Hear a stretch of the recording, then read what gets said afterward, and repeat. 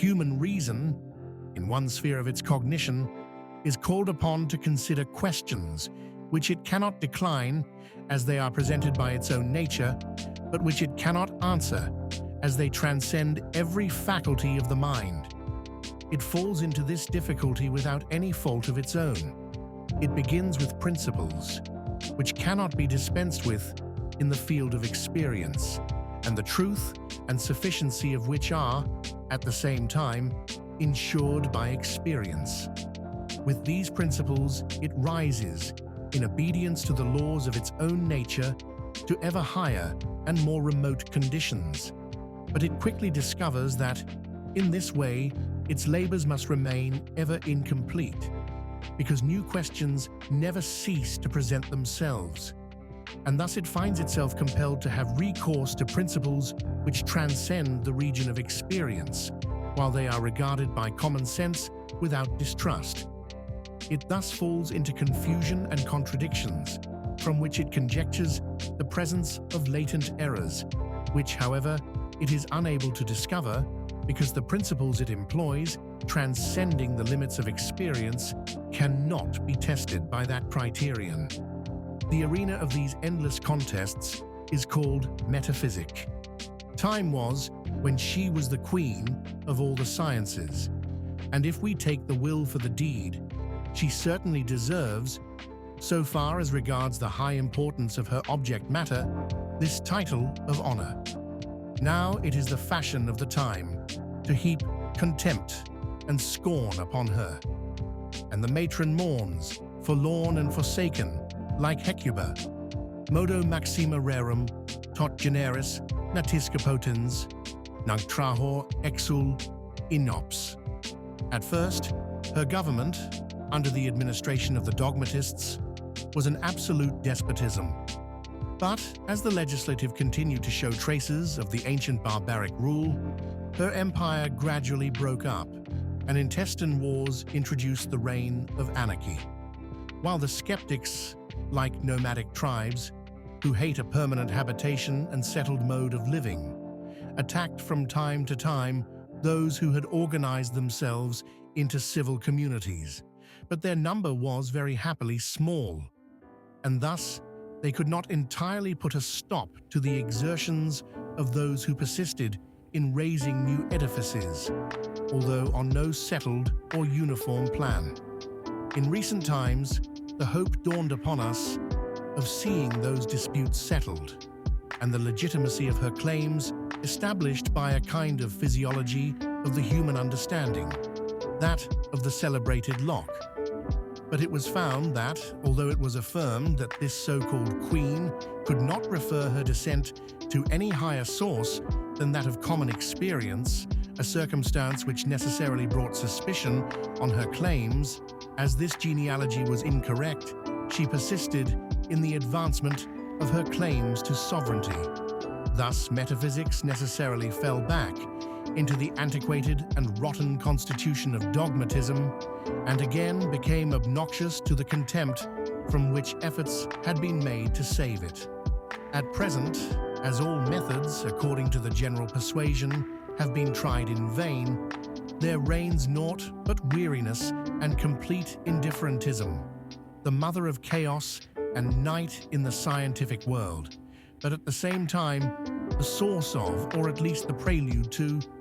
the recreation and reinstallation of a science when it has fallen into confusion, obscurity, and disuse from ill-directed effort.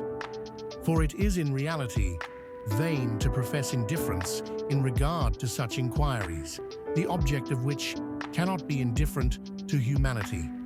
Besides, these pretended indifferentists, however much they may try to disguise themselves by the assumption of a popular style and by changes on the language of the schools, unavoidably fall into metaphysical declarations and propositions, which they profess to regard with so much contempt. At the same time, this indifference, which has arisen in the world of science and which relates to that kind of knowledge which we should wish to see destroyed the last, is a phenomenon that well deserves our attention and reflection. It is plainly not the effect of the levity, but of the matured judgment of the age, which refuses to be any longer entertained with illusory knowledge. It is, in fact, a call to reason,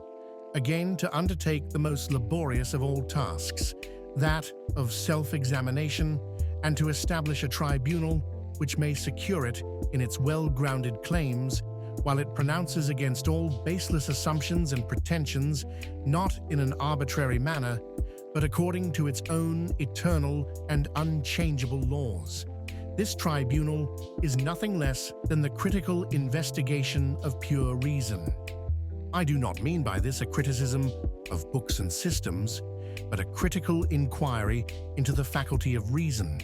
with reference to the cognitions to which it strives to attain without the aid of experience. In other words, the solution of the question regarding the possibility or impossibility of metaphysics and the determination of the origin,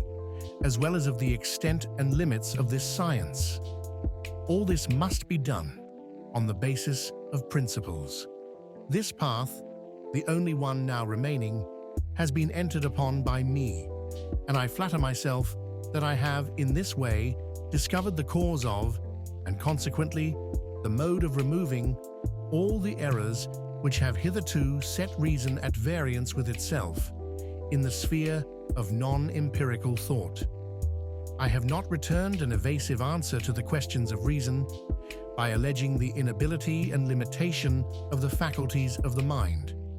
I have, on the contrary, examined them completely in the light of principles, and after having discovered the cause of the doubts and contradictions into which reason fell, have solved them to its perfect satisfaction.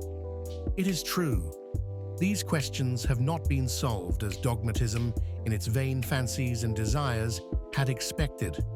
for it can only be satisfied by the exercise of magical arts, and of these I have no knowledge. But neither do these come within the compass of our mental powers, and it was the duty of philosophy to destroy the illusions which had their origin in misconceptions, whatever darling hopes and valued expectations may be ruined by its explanations. My chief aim in this work has been thoroughness, and I make bold to say that there is not a single metaphysical problem that does not find its solution, or at least the key to its solution here. Pure reason is a perfect unity, and therefore, if the principle presented by it prove to be insufficient for the solution of even a single one of those questions to which the very nature of reason gives birth, we must reject it, as we could not be perfectly certain of its sufficiency in the case of the others. While I say this, I think I see upon the countenance of the reader signs of dissatisfaction mingled with contempt when he hears declarations which sound so boastful and extravagant, and yet they are beyond comparison more moderate than those advanced by the commonest author of the commonest philosophical program, in which the dogmatist professes to demonstrate the simple nature of the soul or the necessity of a primal being. Such a dogmatist promises to extend human knowledge beyond the limits of possible experience, while I humbly confess that this is completely beyond my power. Instead of any such attempt, I confine myself to the examination of reason alone and its pure thought, and I do not need to seek far for the sum total of its cognition, because it has its seat in my own mind. Besides, common logic presents me with a complete and systematic catalogue of all the simple operations of reason, and it is my task to answer the question, how far reason can go, without the material presented and the aid furnished by experience. So much for the completeness and thoroughness necessary in the execution of the present task. The aims set before us are not arbitrarily proposed, but are imposed upon us by the nature of cognition itself.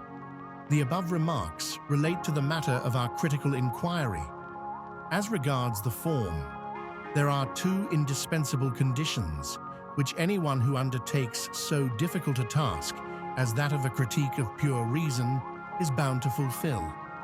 These conditions are certitude and clearness. As regards certitude, I have fully convinced myself that in this sphere of thought, opinion is perfectly inadmissible, and that everything which bears the least semblance of an hypothesis must be excluded, as of no value in such discussions. For it is a necessary condition of every cognition that is to be established upon a priori grounds that it shall be held to be absolutely necessary. Much more is this the case with an attempt to determine all pure a priori cognition and to furnish the standard and consequently an example of all apodeictic philosophical certitude. Whether I have succeeded in what I profess to do, it is for the reader to determine. It is the author's business merely to adduce grounds and reasons without determining what influence these ought to have on the mind of his judges. But lest anything he may have said may become the innocent cause of doubt in their minds or tend to weaken the effect which his arguments might otherwise produce, he may be allowed to point out those passages which may occasion mistrust or difficulty, although these do not concern the main purpose of the present work. He does this solely with the view of removing from the mind of the reader any doubts which might affect his judgment of the work as a whole and in regard to its ultimate aim.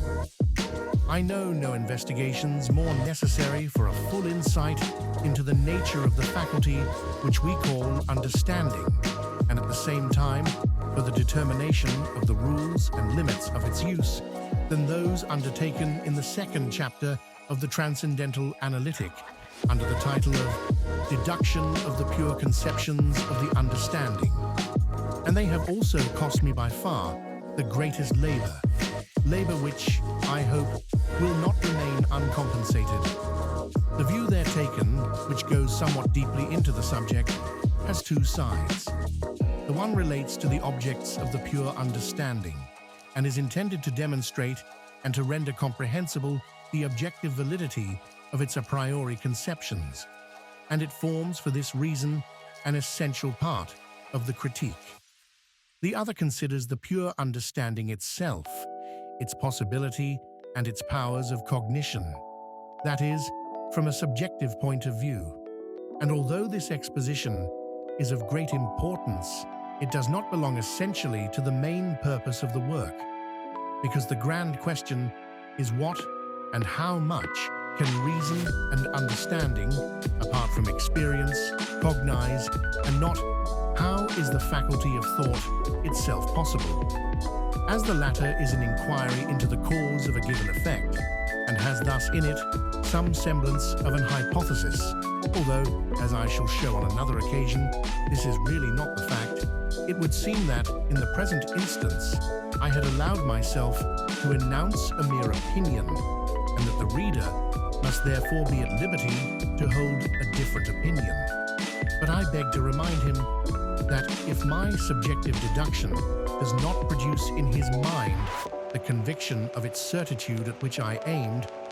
the objective deduction, with which alone the present work is properly concerned, is in every respect satisfactory. As regards clearness, the reader has a right to demand, in the first place, discursive or logical clearness, that is, on the basis of conceptions, and secondly, intuitive or aesthetic clearness, by means of intuitions, that is, by examples or other modes of illustration in concreto. I have done what I could for the first kind of intelligibility. This was essential to my purpose,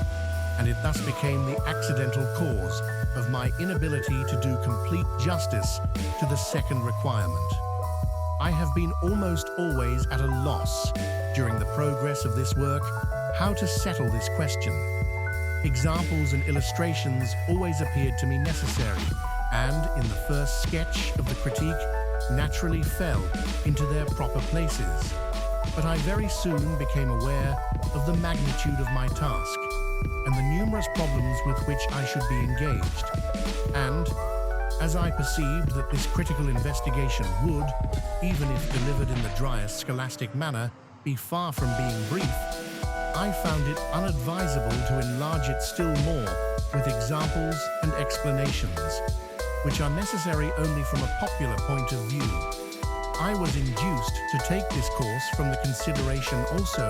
that the present work is not intended for popular use,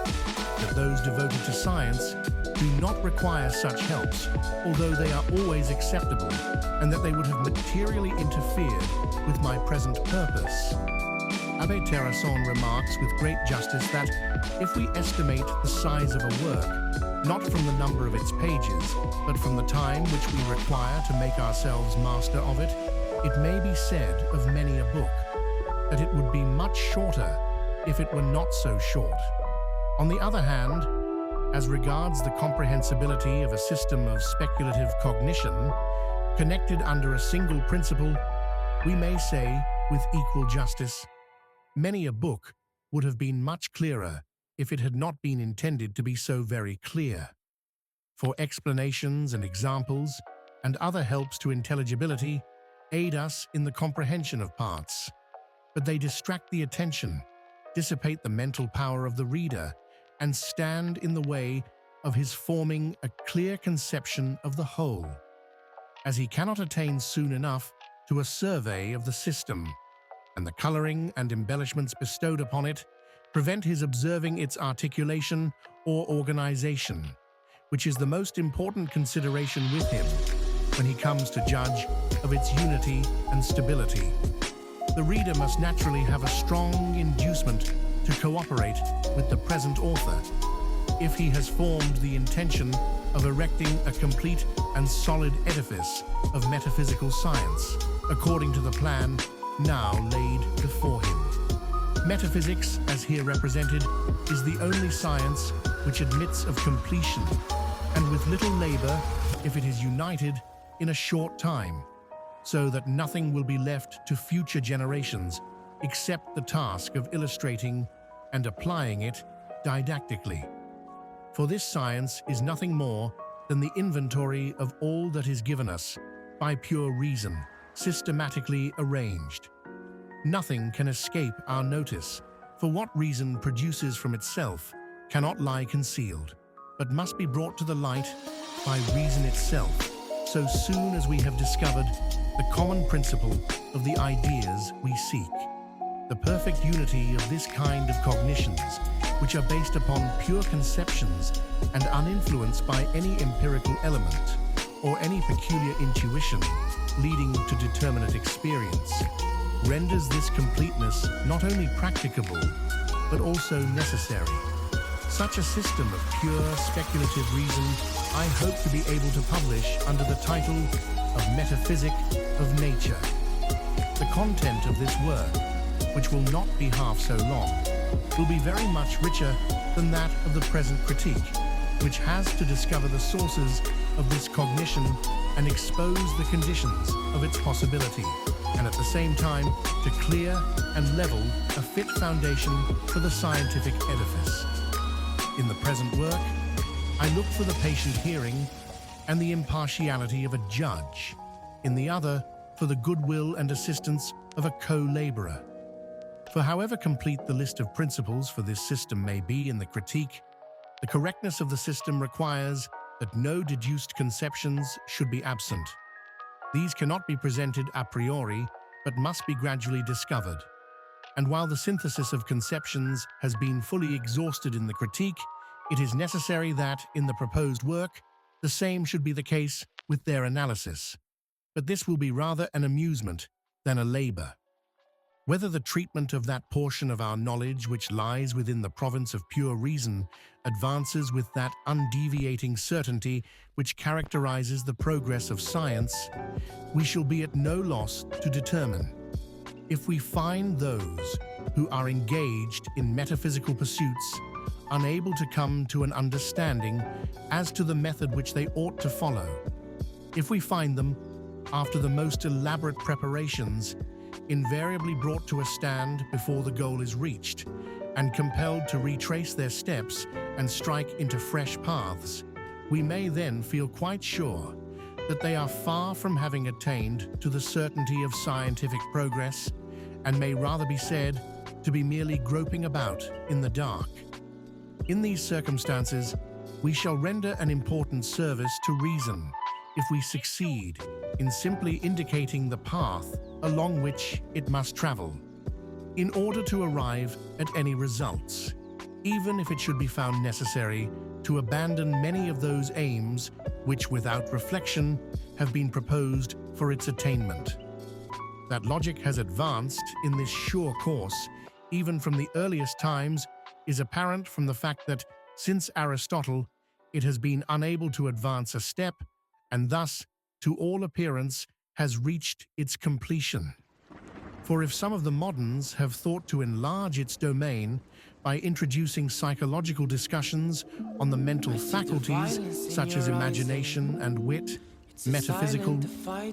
discussions on the origin of knowledge and the different kinds of certitude, according to the difference of the objects, idealism, skepticism, and so on, or anthropological discussions on prejudices, their causes, and remedies. This attempt, on the part of these authors, only shows their ignorance of the peculiar nature of logical science. We do not enlarge but disfigure the sciences when we lose sight of their respective limits and allow them to run into one another. Now, logic is enclosed within limits which admit of perfectly clear definition. It is a science which has for its object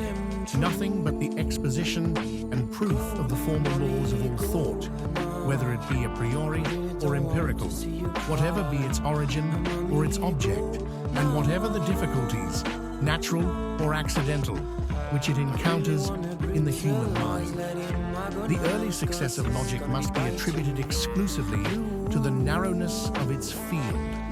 in which abstraction may, or rather must, be made of all the objects of cognition with their characteristic distinctions, and in which the understanding has only to deal with itself and with its own forms. It is obviously a much more difficult task for reason to strike into the sure path of science, where it has to deal not simply with itself, but with objects external to itself. Hence, logic is properly only a propedeutic, forms, as it were, the vestibule of the sciences. And while it is necessary to enable us to form a correct judgment with regard to the various branches of knowledge, still, the acquisition of real substantive knowledge is to be sought only in the sciences, properly so called, that is, in the objective sciences. Now, these sciences, if they can be termed rational at all, must contain elements of a priori cognition, and this cognition may stand in a twofold relation to its object. Either it may have to determine the conception of the object, which must be supplied extraneously, or it may have to establish its reality. The former is theoretical, the latter practical, rational cognition. In both, the pure or a priori element must be treated first and must be carefully distinguished from that which is supplied from other sources. Any other method can only lead to irremediable confusion. Mathematics and physics are the two theoretical sciences which have to determine their objects a priori.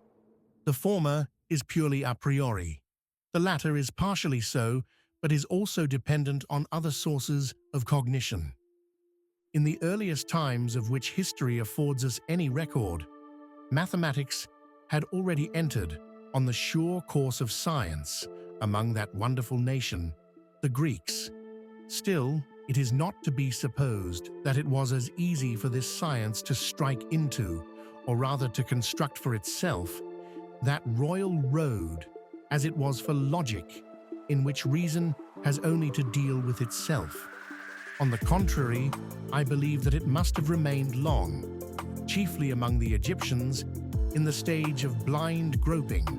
after its true aims and destination,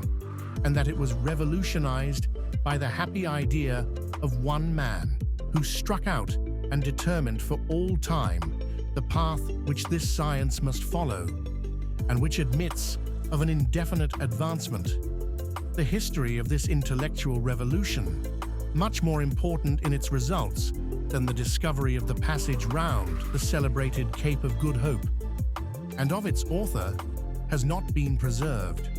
But Diogenes Laertius, in naming the supposed discoverer of some of the simplest elements of geometrical demonstration, elements which, according to the ordinary opinion, do not even require to be proved, makes it apparent that the change introduced by the first indication of this new path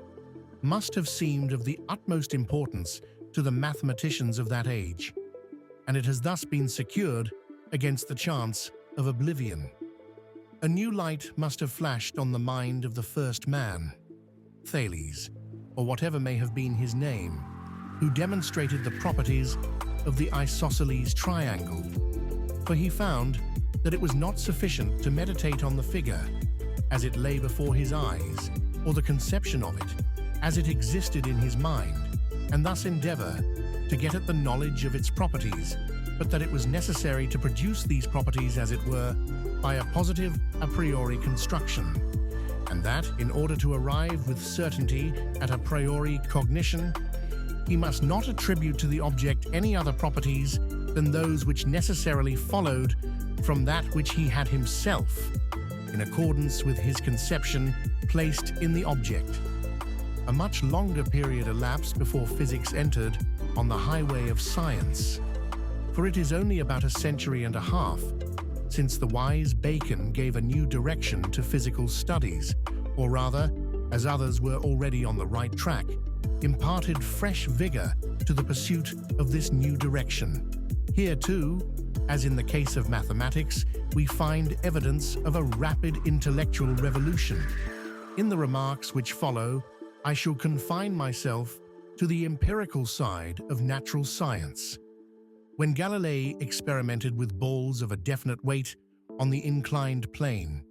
when Torricelli caused the air to sustain a weight which he had calculated beforehand to be equal to that of a definite column of water,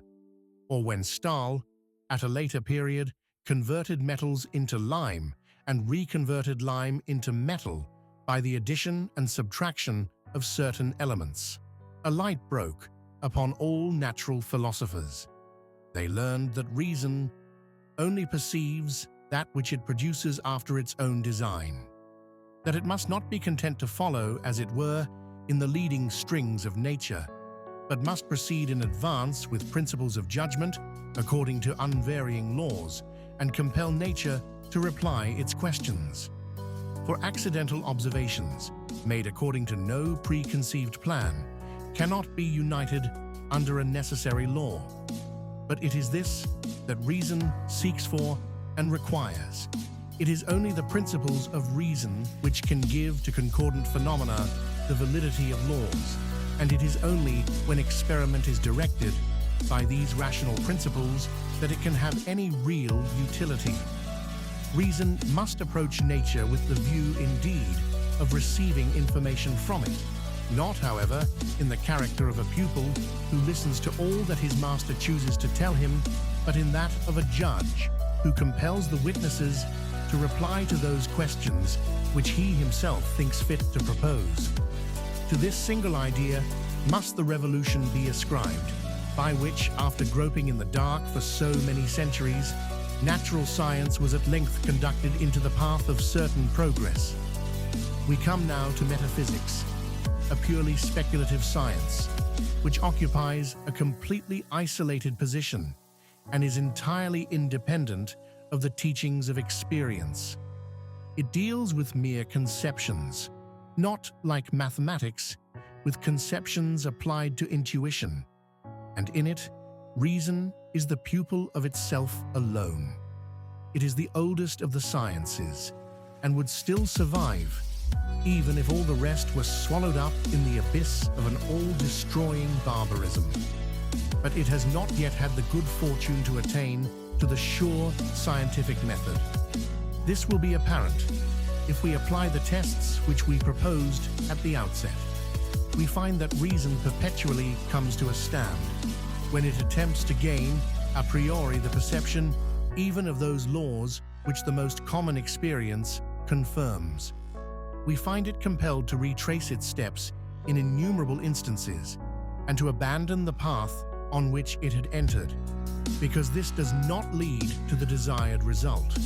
We find, too, that those who are engaged in metaphysical pursuits are far from being able to agree among themselves, but that, on the contrary, this science appears to furnish an arena specially adapted for the display of skill or the exercise of strength in mock contests, a field in which no combatant ever yet succeeded in gaining an inch of ground, in which at least no victory was ever yet crowned with permanent possession. This leads us to inquire why it is that, in metaphysics, the sure path of science has not hitherto been found. Shall we suppose that it is impossible to discover it? Why then should nature have visited our reason with restless aspirations after it, as if it were one of our weightiest concerns? Nay more, how little cause should we have to place confidence in our reason, if it abandons us in a matter about which most of all we desire to know the truth, and not only so, but even allures us to the pursuit of vain phantoms, only to betray us in the end? Or if the path has only hitherto been missed, what indications do we possess to guide us in a renewed investigation and to enable us to hope for greater success than has fallen to the lot of our predecessors? It appears to me that the examples of mathematics and natural philosophy, which, as we have seen, were brought into their present condition by a sudden revolution, are sufficiently remarkable to fix our attention on the essential circumstances of the change which has proved so advantageous to them, and to induce us to make the experiment of imitating them,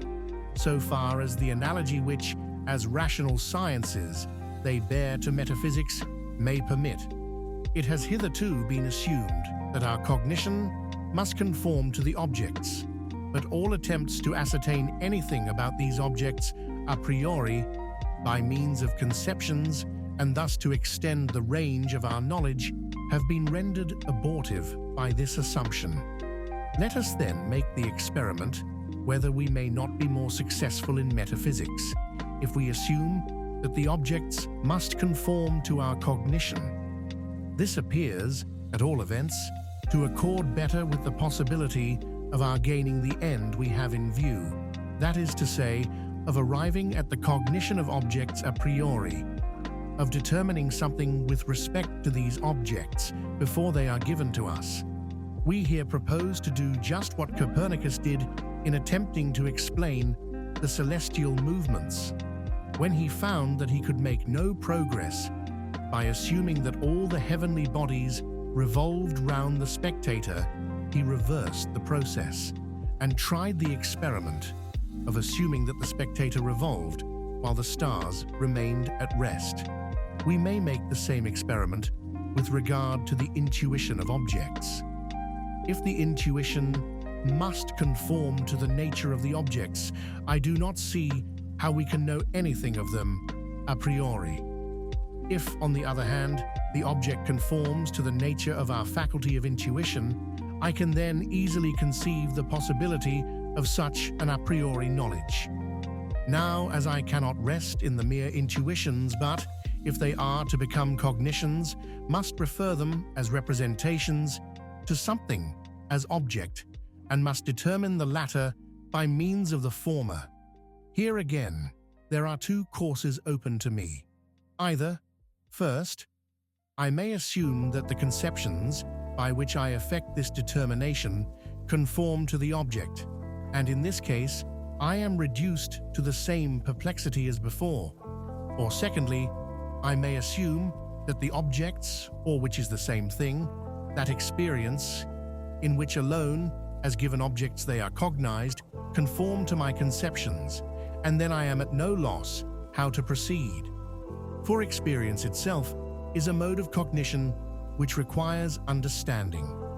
Before objects are given to me, that is, a priori, I must presuppose in myself laws of the understanding which are expressed in conceptions a priori. To these conceptions, then, all the objects of experience must necessarily conform. Now, there are objects which reason thinks, and that necessarily but which cannot be given in experience, or at least cannot be given so as reason thinks them. The attempt to think these objects will hereafter furnish an excellent test of the new method of thought which we have adopted, and which is based on the principle that we only cognize in things a priori that which we ourselves place in them. This attempt succeeds as well as we could desire, and promises to metaphysics, in its first part, that is, where it is occupied with conceptions a priori, of which the corresponding objects may be given in experience, the certain course of science. For by this new method, we are enabled perfectly to explain the possibility of a priori cognition, and what is more, to demonstrate satisfactorily the laws which lie a priori at the foundation of nature as the sum of the objects of experience, neither of which was possible according to the procedure hitherto followed. But from this deduction of the faculty of a priori cognition in the first part of metaphysics, we derive a surprising result, and one which, to all appearance, militates against the great end of metaphysics, as treated in the second part. For we come to the conclusion that our faculty of cognition is unable to transcend the limits of possible experience. And yet this is precisely the most essential object of this science. The estimate of our rational cognition a priori at which we arrive is that it has only to do with phenomena, and that things in themselves, while possessing a real existence, lie beyond its sphere. Here we are enabled to put the justice of this estimate to the test. For that which of necessity impels us to transcend the limits of experience and of all phenomena is the unconditioned, which reason absolutely requires in things as they are in themselves, in order to complete the series of conditions. Now, if it appears that when, on the one hand, we assume that our cognition conforms to its objects as things in themselves, the unconditioned cannot be thought without contradiction, and that when, on the other hand, we assume that our representation of things as they are given to us does not conform to these things as they are in themselves, but that these objects, as phenomena, conform to our mode of representation, the contradiction disappears. We shall then be convinced of the truth of that which we began by assuming for the sake of experiment. We may look upon it as established that the unconditioned does not lie in things as we know them, or as they are given to us, but in things as they are in themselves, beyond the range of our cognition. But after we have thus denied the power of speculative reason to make any progress in the sphere of the supersensible, it still remains for our consideration whether data do not exist in practical cognition, which may enable us to determine the transcendent conception of the unconditioned, to rise beyond the limits of all possible experience from a practical point of view, and thus to satisfy the great ends of metaphysics. Speculative reason has thus at least made room for such an extension of our knowledge, and if it must leave this space vacant, still it does not rob us of the liberty to fill it up, if we can, by means of practical data. Nay, it even challenges us to make the attempt. This attempt to introduce a complete revolution in the procedure of metaphysics, after the example of the geometricians and natural philosophers, constitutes the aim of the critique of pure speculative reason. It is a treatise on the method to be followed, not a system of the science itself. But at the same time, it marks out and defines both the external boundaries and the internal structure of this science. For pure speculative reason has this peculiarity, that in choosing the various objects of thought, it is able to define the limits of its own faculties, and even to give a complete enumeration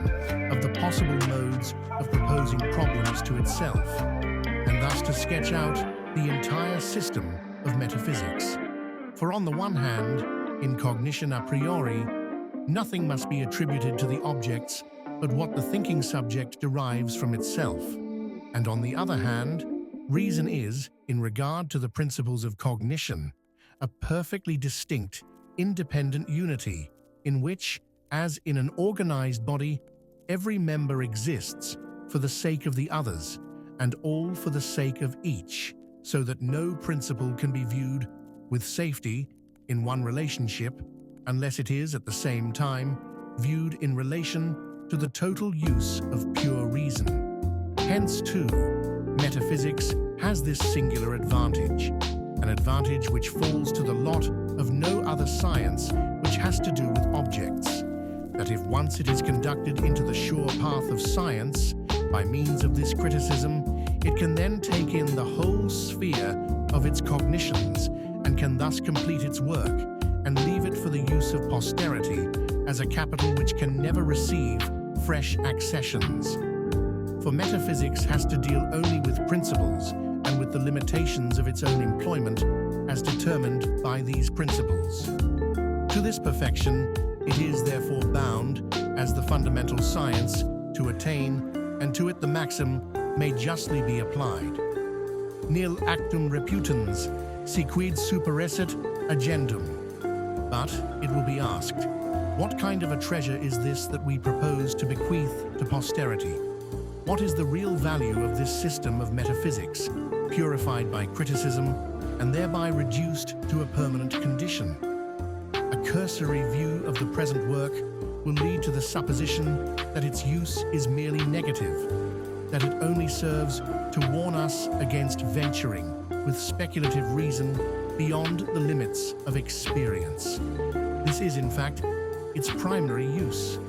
but this at once assumes a positive value when we observe that the principles with which speculative reason endeavors to transcend its limits lead inevitably not to the extension, but to the contraction of the use of reason, inasmuch as they threaten to extend the limits of sensibility, which is their proper sphere, over the entire realm of thought, and thus to supplant the pure, practical use of reason. So far, then, as this criticism is occupied in confining speculative reason within its proper bounds, it is only negative, but inasmuch as it thereby, at the same time, removes an obstacle which impedes and even threatens to destroy the use of practical reason, it possesses a positive and very important value. In order to admit this, we have only to be convinced that there is an absolutely necessary use of pure reason, the moral use, in which it inevitably transcends the limits of sensibility without the aid of speculation, requiring only to be insured against the effects of a speculation which would involve it in contradiction with itself. To deny the positive advantage of the service which this criticism renders us would be as absurd as to maintain that the system of police is productive of no positive benefit, since its main business is to prevent the violence which citizen has to apprehend from citizen, that so each may pursue his vocation in peace and security. That space and time are only forms of sensible intuition, and hence are only conditions of the existence of things as phenomena. That moreover, we have no conceptions of the understanding, and consequently no elements for the cognition of things, except in so far as a corresponding intuition can be given to these conceptions, that accordingly we can have no cognition of an object as a thing in itself, but only as an object of sensible intuition, that is, as phenomenon. All this is proved in the analytical part of the critique, and from this, the limitation of all possible speculative cognition to the mere objects of experience follows as a necessary result. At the same time, it must be carefully borne in mind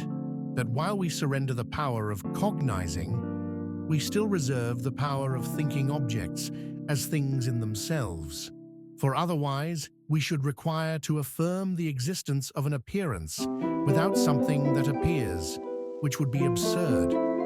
Now let us suppose for a moment that we had not undertaken this criticism, and accordingly had not drawn the necessary distinction between things as objects of experience and things as they are in themselves. principle of causality, and by consequence, the mechanism of nature as determined by causality, would then have absolute validity in relation to all things as efficient causes. I should then be unable to assert, with regard to one and the same being, e.g., the human soul, that its will is free and yet at the same time subject to natural necessity, that is, not free, without falling into a palpable contradiction, for in both propositions I should take the soul in the same signification, as a thing in general, as a thing in itself, as without previous criticism I could not but take it. Suppose now, on the other hand, that we have undertaken this criticism and have learnt that an object may be taken in two senses. First, as a phenomenon, secondly, as a thing in itself, and that, according to the deduction of the conceptions of the understanding, the principle of causality has reference only to things in the first sense. We then see how it does not involve any contradiction to assert, on the one hand, that the will, in the phenomenal sphere, in visible action, is necessarily obedient to the law of nature, and in so far, not free, and on the other hand, that as belonging to a thing in itself, it is not subject to that law, and accordingly is free. Now, it is true that I cannot, by means of speculative reason, and still less by empirical observation, cognize my soul as a thing in itself, and consequently cannot cognize liberty as the property of a being to which I ascribe effects in the world of sense. For to do so, I must cognize this being as existing, and yet not in time, which, since I cannot support my conception by any intuition, is impossible. At the same time, while I cannot cognize, I can quite well think freedom, that is to say, my representation of it, involves at least no contradiction, if we bear in mind the critical distinction of the two modes of representation, the sensible and the intellectual, and the consequent limitation of the conceptions of the pure understanding and of the principles which flow from them. Suppose now that morality necessarily presupposed liberty, in the strictest sense, as a property of our will. Suppose that reason contained certain practical original principles a priori, which were absolutely impossible without this presupposition. And suppose at the same time that speculative reason had proved that liberty was incapable of being thought at all. It would then follow that the moral presupposition must give way to the speculative affirmation, the opposite of which involves an obvious contradiction, and that liberty, and with it, morality, must yield to the mechanism of nature. For the negation of morality involves no contradiction, except on the presupposition of liberty. Now morality does not require the speculative cognition of liberty. It is enough that I can think it, that its conception involves no contradiction, that it does not interfere with the mechanism of nature. But even this requirement we could not satisfy if we had not learnt the twofold sense in which things may be taken. And it is only in this way that the doctrine of morality and the doctrine of nature are confined within their proper limits. For this result, then, we are indebted to a criticism which warns us of our unavoidable ignorance with regard to things in themselves, and establishes the necessary limitation of our theoretical cognition to mere phenomena. The positive value of the critical principles of pure reason in relation to the conception of God and of the simple nature of the soul admits of a similar exemplification, but on this point I shall not dwell. I cannot even make the assumption, as the practical interests of morality require, of God, freedom, and immortality if I do not deprive speculative reason of its pretensions to transcendent insight.